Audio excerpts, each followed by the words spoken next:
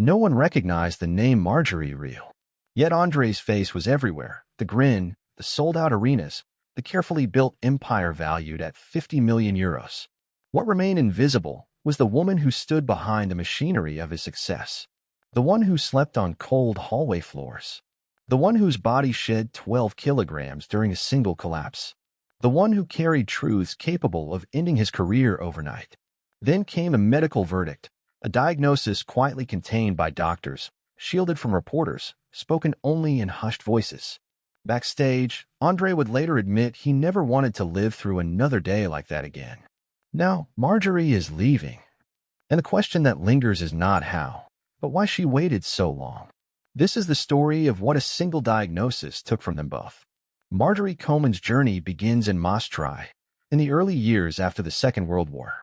The walls of her childhood home still seem to absorb the weight of recent history, as if memory itself had settled into the bricks. She was raised in a rigid German-Dutch household, where routine and order shaped every hour of the day. At the center of it all stood her father, a Holocaust survivor who had rebuilt his life from devastation and believed that discipline, especially through language, could protect what remained. When Marjorie turned 5, her evenings became structured rituals. German vocabulary drills. Goethe poems recited aloud. She stood in the living room, repeating lines until her voice weakened, until repetition blurred into exhaustion. By the age of 10, she moved effortlessly between German and Dutch, switching tongues as naturally as breathing. Years later, she would reflect that those exercises felt less like education and more like her father attempting to reconstruct something broken within himself. Even when the air in the house felt heavy, she sensed the fear beneath his severity. As she grew, quiet defiance began to take shape. At 8 years old, while expectations pointed her toward the piano, the respectable choice, she reached instead for the violin. She carried it up to the attic, a forgotten space that became her refuge. Wrapped in dust and silence, she practiced for hours, muffling the sound beneath blankets so her father wouldn't hear. Each time he detected even a trace of the instrument, his anger flared. Still, she returned to that room again and again. By 10, she could reproduce complex melodies after hearing them only once. It was a gift she protected fiercely, even when it cost her sleep, even when meals were missed. Those stolen hours in the attic planted the foundation for everything that would follow, long before she had a place in the music world. At 14, she stepped beyond the boundaries of her family's control and began performing at local folk fairs. She chose Beatles songs, music that felt rebellious and liberating within her tightly regulated community. Each performance earned her 10 guilders. She hid the wrinkled notes inside a sock so her mother wouldn't discover them. Between 1966 and 1968, she played at least 20 shows, saving nearly 200 guilders, enough to buy her first proper violin. Teenagers gathered around her at these fairs, drawn by the same hunger for change. Looking back, Marjorie would describe this period as the moment she truly understood music's power, its ability to connect strangers, to soften rigid rules, to open space where none was meant to exist. That momentum intensified at 16. She began organizing underground music nights in her school basement. Jazz, rock, folk, sounds forbidden by the school's strict classical standards, echoed through dim corridors as students crowded in. Each gathering felt like a small act of resistance. Eventually, the audience grew too large to ignore. One night, police descended on the basement after complaints of immoral dancing. The school responded by suspending her for 3 months. It changed nothing. The concert simply relocated to friend houses. Local newspapers seized on the controversy, turning her rebellion into public scandal. In hindsight, she said those nights taught her a lasting truth. Music could bring people together even when authority pushed back hardest. At 17, everything shifted again. She discovered her father's hidden diary, untouched, carefully concealed. Reading it altered her understanding forever. The pages chronicled his escape from Auschwitz and the years spent in hiding after nearly his entire family was erased. The pain was unfiltered, raw, impossible to ignore. Suddenly, his severity made sense. He had been shaped by terror, and he was trying imperfectly to shape resilience in her. From that moment on, Marjorie made a quiet vow. She would live louder than silence. Her music would carry hope, brightness, the inverse of what her father had endured. That promise became the compass guiding every choice she made afterward. By 19, she was studying German at the University of Nijmegen and teaching at Gondar College. She remained there for 7 years, though she never believed the classroom was where she belonged. During the week, she lectured. On weekends, she disappeared into studios, composing radio jingles for local stations. The work paid 200 guilders a month. She kept it secret. Moonlighting was forbidden, but music, once again, refused to stay contained. She would later describe that period as living inside a constant contradiction, fear woven tightly with excitement. It was exhausting, but it gave her something essential: momentum. That double life, balancing security with secrecy, quietly financed her growing commitment to music. Before long, she sensed it was time to move forward without a safety net. At 21, she resigned from teaching and accepted a position with Gemma Minon Salon Orchestra, working as both violinist and arranger. Her days were spent reshaping familiar waltzes for retirement homes, performances where payment often came not in money, but in sandwiches and gratitude. Still, she treated every appearance as an investment. Within months, she had built a personal contact list of more than 50 promoters, a network that would later support everything she created. Leaving a stable profession for the uncertainty of freelance music was a calculated risk. But she trusted her instincts. That decision gradually made her a recognized figure within the Dutch music scene, known not just for sound, but for persistence. Then came 1973, the year everything pivoted. Together with her boyfriend, André Rieu, she co-wrote and recorded a demo tape. They spent weeks refining it, rehearsing, adjusting, starting again.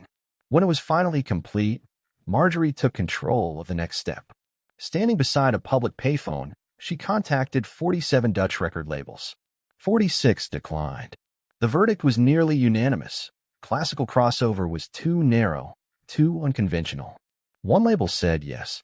That single decision redirected the course of both their lives. She would later say that each rejection strengthened her resolve, making that final acceptance feel earned rather than accidental. By 22, finances were stretched to the edge. To fund the first rehearsal of what would become the Majorie Salon Orchestra, she pawned her violin for 500 guilders, her most valued possession exchanged for possibility. The rehearsal took place in a cold church basement. 9 musicians showed up. None were paid. They came because they believed in her vision. That night became a turning point, proof that sacrifice could unlock doors not yet visible.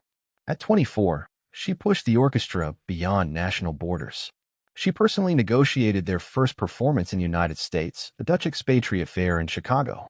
She handled visas, contracts, and logistics herself while 7 months pregnant with her son Mark. International travel in the early 1980s was already complex.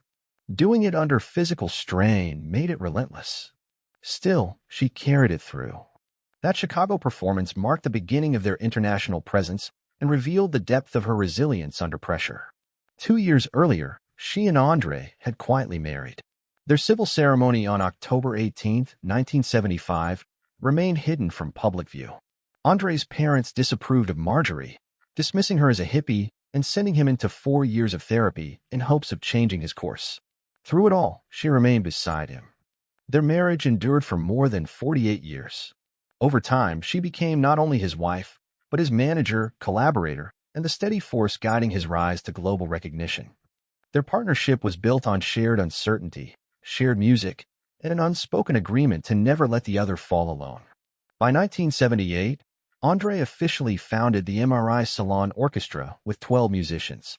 Rehearsals filled their kitchen and living room.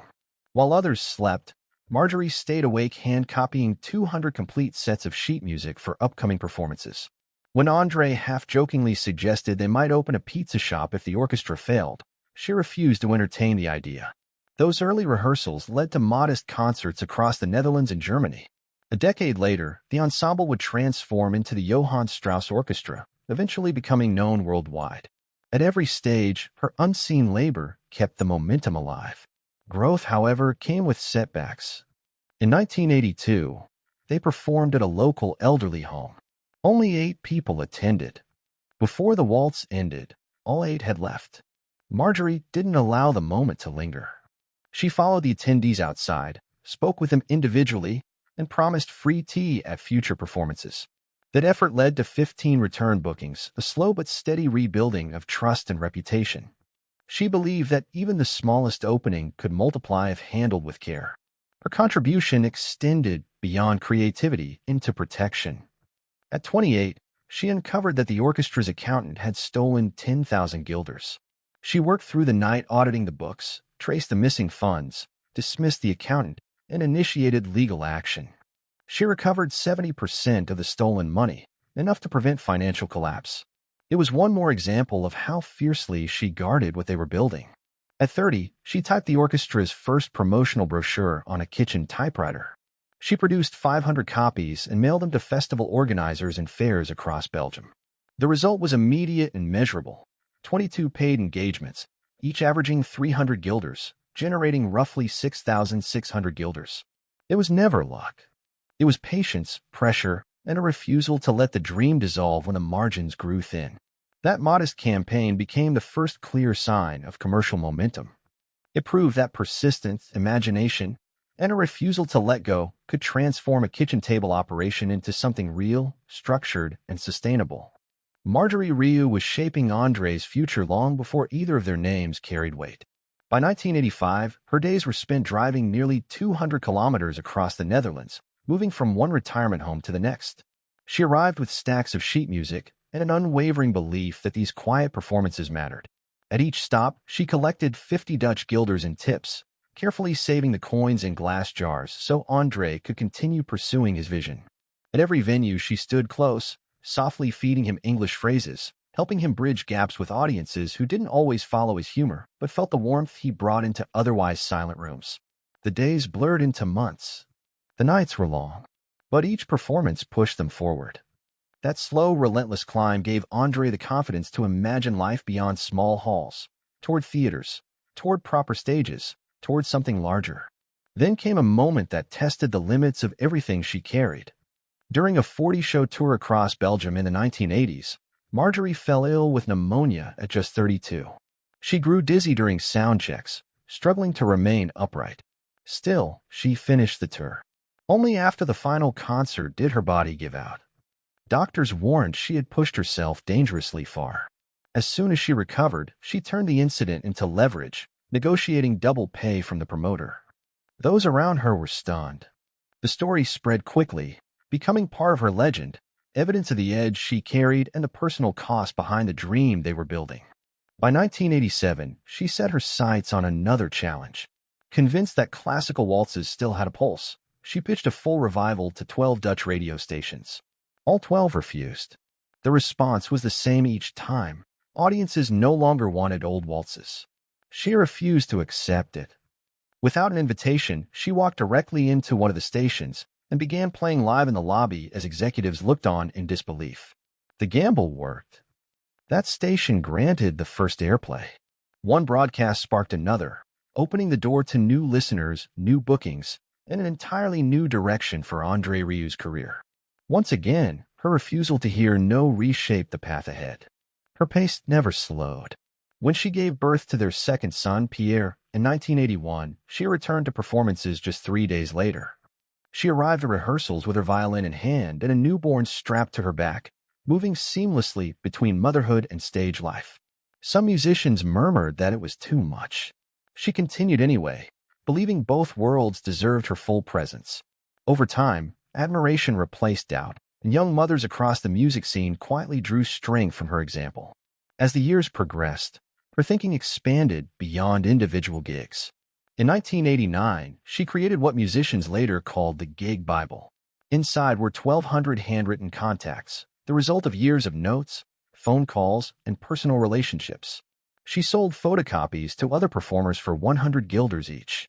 The proceeds helped fund the family's first tour bus. More than a list, the book included hard-earned advice on venues, promoters, and survival in the industry. It circulated like contraband, and everyone knew it was born from Marjorie's mind. At the same time, another major chapter was unfolding. André formally launched the Johann Strauss Orchestra in 1987 with 12 musicians. Behind the scenes, Marjorie managed finances, logistics, and every invisible detail that kept the operation moving. Their first official concert took place on January 1, 1988, in Maastricht. Through the early years, her discipline and focus steadied André through uncertainty and growth. By 1994, the orchestra had expanded significantly, preparing for larger stages. But growth demanded hard choices. In 1987, she made one of the most difficult decisions of her career, dismissing 15 musicians in a single, emotionally charged meeting, reducing the ensemble from 35 members to 20. She believed not everyone shared the same commitment. Tears followed. Resentment lingered. But the sound sharpened, and the orchestra moved forward. Audiences immediately felt the shift, and critics began to note a new sharpness in the orchestra's sound. Dutch newspapers commented openly on her uncompromising leadership, marking this period as the true beginning of the orchestra's transformation. Discipline had replaced hesitation, and the results were impossible to ignore. Her most daring risk followed soon after. In 1989, she mortgaged the family home for 50,000 Dutch guilders to finance the orchestra's first CD. With no record label willing to support them, she took distribution into her own hands. She carried boxes of CDs from shop to shop across the Netherlands, placing them on shelves herself and persuading store owners to take a chance. Slowly, the album gained traction. It became their first genuine breakthrough, and fans would later recall that moment as proof that she was willing to risk everything for the music she believed in. The following year, she pushed again. At a party in Amsterdam in 1990, she deliberately cornered executives from Polydor Records and insisted they listen to the demo tape. For 3 hours, she laid out her case, explaining why the orchestra deserved a contract. When they finally agreed, the course of the ensemble changed overnight. The signing led to new recordings, larger venues, and accelerating international momentum. Once more, persistence had opened a door no one else could. In 1991, she turned her focus back home. She persuaded the Maastricht City Council to allow concerts at the Vrijthof, a public square capable of holding 5,000 people. When officials hesitated, she hinted that the orchestra might relocate its base to Liège in Belgium. The council relented. The Vrijthof became the orchestra's summer home, and those open-air concerts would later grow into a global tradition cherished by fans. Another inventive move came when she was 38. She introduced exclusive VIP waltz lessons, offering concertgoers the chance to dance with orchestra members before performances. The idea increased profits by 20% across 50 European concerts and created unforgettable experiences for audiences. Other orchestras quickly copied the concept, but it was her originality that set the standard. Soon, the ambition crossed oceans. In 1994, she attended a major promoter conference in New York disguised as a waitress. Moving quietly through the room, she slipped André's tape to a key agent. The audacity paid off. André was booked at Carnegie Hall. The concert sold out within days, signaling the beginning of their rise in the United States. Even controversy failed to slow them. In 1996, a tabloid claimed the orchestra was unraveling due to internal conflict. Marjorie responded with calculated precision, leaking a counter-narrative about a so-called diva violinist dismissed for unprofessional behavior. Public sympathy swung back to André, and album sales rose by 30%. What could have been damaging instead strengthened their position. That same year, she helped bring André Rieu, My Music, My Life to publication. She wrote most of the book herself, distilling details from more than 500 hours of interviews. It reached number 3 on the Dutch charts and remained in print for years, resonating with readers who sensed the authenticity behind the story. Challenges continued, and she met each one head-on. In 1998, the orchestra's tour bus broke down in the Alps, leaving 45 people stranded. Marjorie improvised, hot-wiring the generator with a hairpin and keeping it running long enough for André to perform a candlelit concert for 2,000 fans. The story spread quickly and became one of the most cherished legends of their touring years. In 1999, she secured another critical advantage. She negotiated a stadium tour contract clause banning all rival merchandise. With audiences of up to 10,000 people, the orchestra retained full control of its own sales. The move reshaped how classical tours handled merchandise and helped secure their long-term financial stability. From the earliest days of André's ascent, she remained just behind him, shaping the world audiences would later assume had formed effortlessly. She controlled the smallest details of every performance, every scripted line, every interview. Gradually, she constructed the image of the King of Waltz until it felt inevitable, as though it had always existed. In the 2000s, she wrote more than 200 concert introductions in 5 languages, rehearsing André up to 50 times for each one. She believed confidence was born from preparation.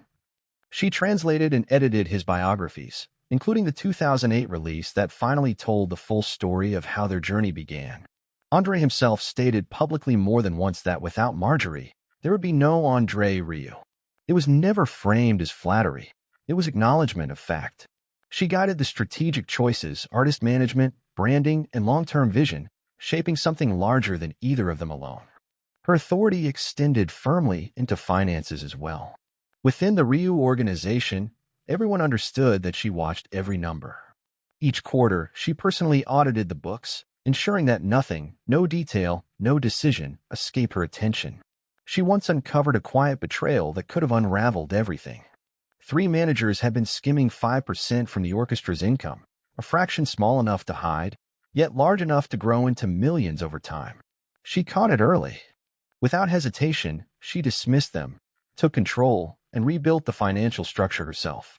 Within a few short years, the orchestra's revenues surged from roughly 1 million in the early 2000s to 50 million euros by 2005.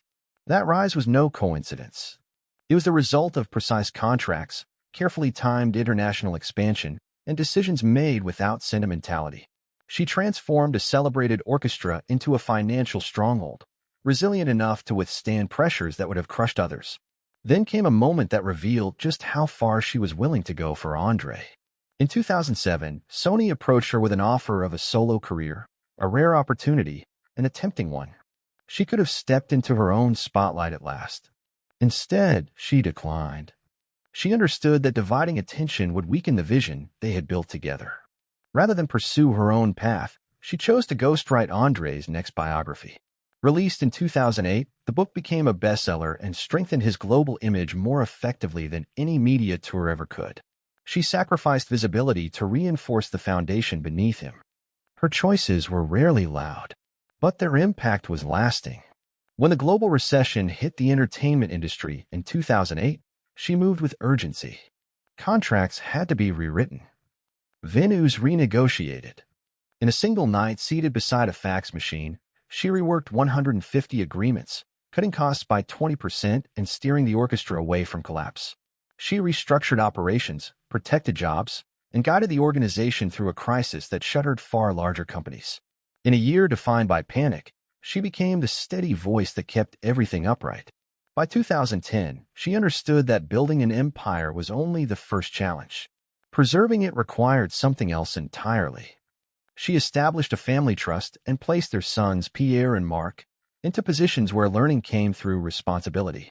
From the age of 18, they shadowed her, attending rehearsals, observing negotiations, studying the numbers, absorbing the weight of decisions meant to protect the future. The trust became a quiet safeguard around everything they had created, a model later studied by other families seeking longevity without rigidity. Then came the shock that changed everything. In 2010, André collapsed in Belgium at 3 in the morning. It wasn't exhaustion or the strain of travel. A viral infection had attacked his vestibular nerve, the system responsible for balance. Suddenly, the world spun uncontrollably. He couldn't stand without falling. For a performer whose career depended on movement and physical control, the threat was existential. For 3 months, he could barely walk. Tours were halted. Concerts canceled. 40,000 ticket holders were affected. The orchestra stood frozen, uncertain of what lay ahead. The press speculated about altitude sickness, but the reality was far more serious. His ability to perform, to continue it all, was hanging by a thread. And in that moment, Marjorie became the sole decision-maker. That night in Belgium never left him. Backstage, he whispered that he never wanted to experience another day like that again. From then on, she pursued his recovery with relentless focus. She insisted on daily balance therapy. She refused to let him return to the stage too soon, even when it meant canceling a long-dreamed performance at their beloved Richthof. When he resisted, she carried the anger. When fear surfaced, she carried that too. She knew what was at risk. A premature return could cost him everything. Later, André would admit that her uncompromising resolve was the reason he could perform again. For 6 weeks, she slept in the hallway outside his room, staying close enough to catch him if he fell. The nights were filled with silence, exhaustion, and constant vigilance. Reporters speculated freely, some declaring his career finished. She shielded him from the noise, releasing only what doctors approved, keeping the private struggle firmly out of public reach. She held the line while carrying the strain almost entirely alone. And then came the return. In 2011, she wrote his comeback speech herself. Every sentence was measured, designed to steady fans and reassure a world watching closely. It wasn't just an announcement. It was a carefully built bridge between fear and confidence, between uncertainty and belief, guiding André back to the stage he thought he might never reach again. 15,000 people filled Must Try that night. When André stepped onto the stage, the audience rose as one, a long, unbroken ovation washing over him, lifting the weight of the year that had come before. The applause seemed to push the shadows back. That moment did not belong to André alone. It belonged to her as well, because she had guided the recovery, shaped every word spoken, and rebuilt the confidence that made the return possible. The cost, however, was real. During that crisis, she lost 12 kilograms, carrying the roles of partner, manager, strategist, and guardian all at once. She absorbed the pressure quietly, then transformed it into her next biography. For the first time, she wrote openly about the unseen strain, the sleepless nights, and the fragile line between collapse and control. Her words offered a rare look at leadership when everything is at risk, not from a distance, but from inside the storm. As time moved forward, her influence did not disappear. It evolved. In 2025, she stepped back from public life, transferring most operational control to their sons. From their castle home to Torres, she retained a small but decisive creative veto, a final safeguard rather than a daily command. That choice followed another scare. In March 2024, André nearly collapsed again in Mexico City when a severe flu forced 4 concert cancellations. The incident was a warning. In response, she drew a clear line: no performances at altitudes above 2,000 meters. The rule became permanent, quietly preventing risks before they could surface. By 2025, Pierre and Marc had taken the lead of the empire their parents built. Pierre acquired the historic Hotel d'Erlin in July, transforming it into a symbol of the family's expanding vision. Marc assumed control of tour logistics and artist management.